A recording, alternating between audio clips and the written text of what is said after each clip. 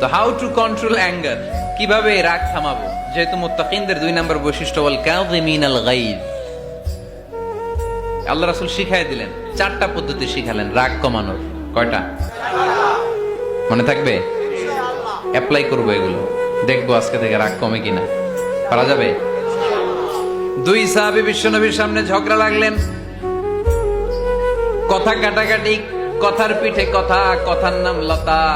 কথা বলতে বলতে ঝগড়া লাগতে লাগতে এক সাহাবী রেগে মেগে আগুন, মারামারির জন্য উদ্যত হলেন। বিশ্বনবী দেখলেন ওই সাহাবীর চেহারাটা একেবারে আগুনের গোলার মতো লাল হয়ে গিয়েছে। বিশ্বনবী বললেন, ইন্নী লা আ'লামু কালিমাতান, আমি এমন একটা বাক্য জানি, এই রাগান্বিত সাহাবী যদি এখন এই বাক্যটা পড়া শুরু করে দেয়, তার রাগটারে নিমিষেই ঠান্ডা বানাইয়া দিবে কে? ওই সাহাবী বললেন, ইয়া রাসূলুল্লাহ, কি সেই বাক্য আমারে শিখাইয়া দেন। বিশ্বনবী বললেন, পড়ো আউযু বিল্লাহি মিনাশ শাইতানির রাজীম। আবার পড়েন আউযু বিল্লাহি মিনাশ শাইতানির রাজীম। সুবহানাল্লাহ। রাগ কমানোর দোয়া, সহিহ হাদিস। ওই সাহাবী যদি এই বাক্যটা পড়ে তার রাগ কমে যাবে। বাক্যটা হচ্ছে আউযু বিল্লাহি মিনাশ শাইতানির রাজীম, বিতাড়িত শয়তানের কাছ থেকে আল্লাহর কাছে পানাহ চাচ্ছি, প্রোটেকশন চাচ্ছি। বলতে দেরি, রাগ থামতে দেরি হবে না। টিপস নাম্বার 1 মনে থাকবে তো?